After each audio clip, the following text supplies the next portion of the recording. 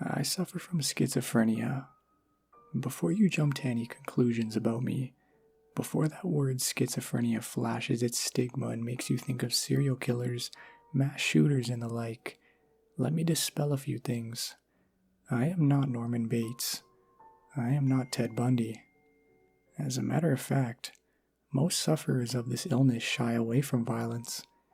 I do not have multiple personalities. Dissociative identity disorder is a completely different condition than what I have. Most of the time I'm just like you. I go to work, I watch television, I read books, listen to music, indulge my hobbies, and spend time with people I love. I just occasionally see and hear things that aren't really there. When this happens, when I hallucinate or hear voices, I refer to these episodes as experiencing interference, because that is how it feels to me. They are interruptions in my everyday life.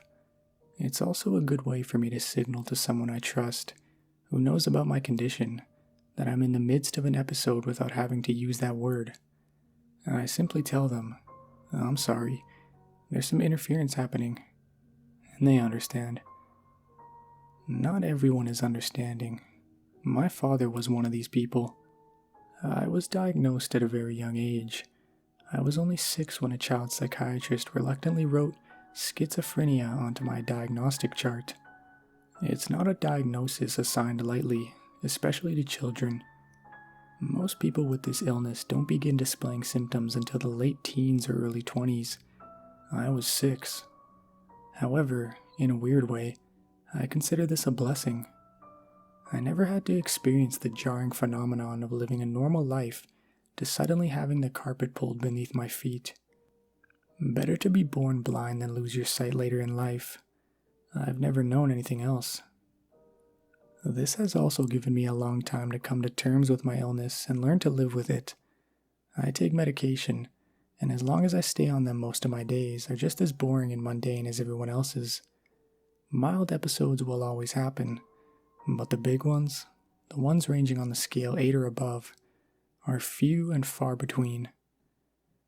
The most difficult thing about living with schizophrenia is not always being able to tell what is real from what is not.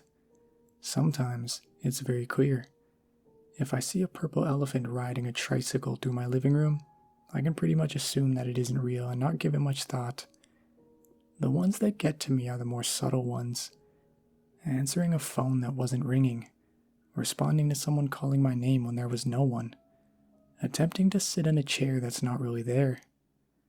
This sort of thing can be extremely embarrassing when they happen in public, so I tend to stay away from most people. I know I come across as creepy to some, strange. It's like they know there is something off about me, but just can't pinpoint what it is. Another annoying thing about this illness are the delusions. I have been fortunate though. I haven't been plagued by delusions the way some schizophrenics are. I don't believe the government has planted a chip in my brain, or that I have been abducted by aliens. I don't buy into conspiracy theories or anything like that. However, there is always that danger. I'm always afraid of going off the deep end that way, so I avoid anything that might trigger it. Sometimes all it takes for a simple idea to take root, a word, a phrase, it's not always purple elephants. Oftentimes, it's something much worse. One thing I avoid above all else is religion. I don't mean that to sound disrespectful to anyone who is religious. A common delusion for schizophrenics to fall into is the belief that they are hearing the voice of God, or that their hallucinations are actually angels or demons trying to show them visions. I've even had well-meaning people tell me that I'm not mentally ill at all, that I'm gifted. I can see into the spiritual realm whereas others can't. Of course, that's ridiculous. This is not a gift, yet I do fear someday believing it. Who wouldn't want to believe that they are special that way? I suppose that's why it's such a common thing. Yet, it's very dangerous thinking. As appealing as the notion of being chosen by God is, the reality is that I have an illness. It isn't pretty. It isn't romantic. It just is. Besides that, I don't have such a great track record with religion. My father, I mentioned him earlier, was a Southern Baptist preacher in the backwoods of Louisiana where I grew up. He was a devout Christian and held his family, myself included, to strict standards. We were examples for the community, and he took that position very seriously. In public, anyway. Behind closed doors, things were quite different.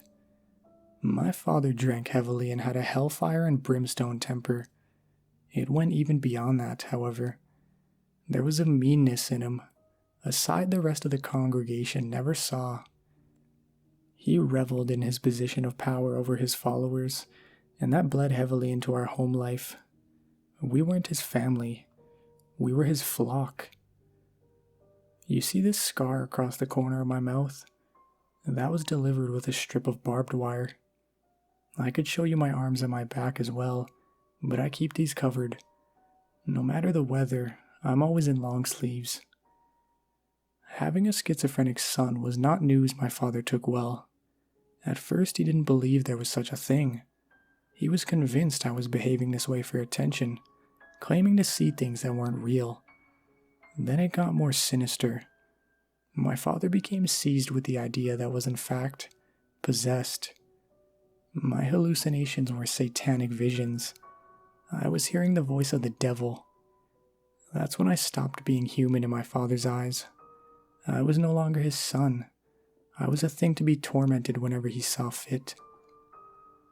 He derived a sick pleasure in not just the physical torture, the beatings, the burns, the chokings, the cuts, but the psychological torture as well. He stopped calling me by my name and instead used nicknames like Schizo or, his personal favorite, Hellspawn.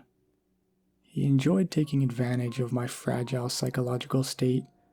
He would say or do things he knew would trigger an episode, and then use that as further evidence that I was filled with the devil.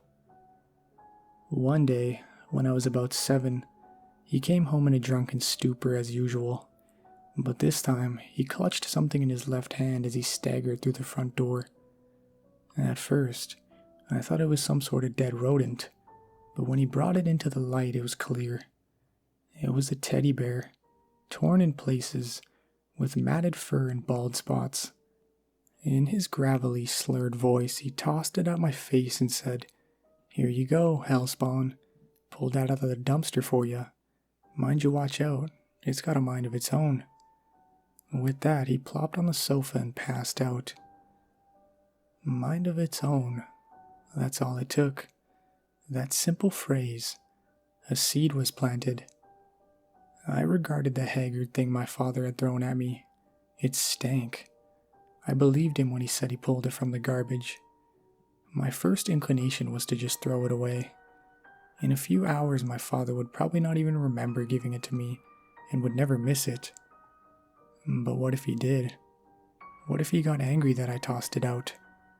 Hanging onto a smelly, rotten stuffed animal seemed more appealing than whatever punishment my father might inflict on me, so I took it up to my room.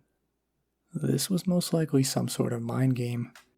He wanted to see how long he could make me keep this thing, make me sleep with it, make me take it to school, make me eat meals with it. As his petty torments went, this seemed pretty mild, so I figured I could take it. It was just an old bear, after all. But those words kept seeping into my brain. Mind of its own. I began to regard the bear with suspicion. When I was 7, I didn't have the discernment skills to be able to tell when a delusion or an episode was about to take over. I'm much older now and I've lived with this for years. I now have coping skills and strategies I can use to combat things like this. But back then, I did not. I stared into the beady plastic eyes of the bear, and I could feel it staring back at me. It has a mind of its own. I threw the bear across the room. It landed face down on the wooden floor. I decided then that I wasn't going to take it into the bed with me. I would just leave it there on the floor. I went to bed, and after what felt like hours of lying still with one eye fixed on the bear, I managed to fall asleep. I'm not sure how long I slept. It may have been a couple hours or just a few minutes, but I was awakened by a strange wooden sound. I say wooden because it sounded like snapping twigs and creaking branches. When I opened my eyes, they were already pointed in the direction where the bear laid, still on the floor, but now it was changing. Its furry limbs twisted and lengthened in a jerking and unnatural way. That was the cracking noise I was hearing. Its arms and legs grew and jerked, lengthening and thinning like spider legs. Finally, it lifted its head from the floor. It was swollen to several times its original size, and distended across from fluffy ear to fluffy ear was a row of sharp teeth that dripped with drool. I opened its jaw and released a roar that shook the room. I felt its hot breath hit me in the face, and I bolted from the bed. I ran into the hall and headed for the stairs. Behind me I could hear the sounds of crackling wood as the thing lifted itself to its feet. I turned to look and it scrambled behind me, walking on spindly legs and using its spider-like arms to dig its claws into the opposite walls of the hallway to propel itself forward. The house rattled with its growls. As I reached the stairs, I slipped on the top step and tumbled to the bottom floor. I twisted my ankle in the process and couldn't get back to my feet. I looked up the stairs, and staggering its way down was this monstrosity. No longer a teddy bear, but a scarecrow-like thing with the skin of a teddy bear stretched across its wooden skeleton. It opened its mouth again and spoke. "It's lovely out in the woods today, but safer to stay at home. For every bear that ever there was will gather there for certain, because today's the day the teddy bears have their picnic." I screamed and closed my eyes, sliding myself back across the floor like a slug. I began reciting a nursery rhyme that sometimes brought me comfort when I was having an episode. I tried to remind myself that this wasn't real. As I was going up the stairs, I met a man who wasn't there. He wasn't there again today. I wish he'd go away. As I was going up the stairs, I met a man who wasn't there. He wasn't there again today. I wish he'd go away. I whispered this to myself over and over. When I opened my eyes, I was in my mother's arms. She was shaking me and calling my name. I looked past her worried face and up toward the stairs. My father stood at the top, with the bear in his hands. "What's wrong with him now?" he said. "I'm not sure," she said. "I think he had another night terror." "Figures," my father said in that familiar, dismissive tone. "Gonna chain you to the bed. Boy, if you don't cut this shit out." He threw the bear at me again and disappeared into the hallway. My mother carried me back up to bed. For the next few nights, this happened again and again. The bear would transform into the monster, chasing me, and my mother would find me in various places in the house, hiding in closets or in cabinets, shaking and reciting nursery rhymes. After the 6th night, my mother begged my father to let her get rid of the bear. She offered to burn it, bury it, whatever it took. My father just smugly smiled and said, "You'd burn a gift a father gave his son? How ungrateful." Somehow, my father was still more terrifying than anything my broken mind could invent. Even so, the constant disturbances during the night were wearing on him too, so he made good on his promise to restrain me to my bed. The 7th night, he tied me down with ropes and sat the bear square on my chest. "Sleep tight," he said as he closed my bedroom door. It wasn't long before I felt vibrations on my chest as a low growl began to rise from the bear. Slowly, its mouth began to stretch across its face in a toothy, distended fashion. Immediately, I closed my eyes and began to recite the rhyme.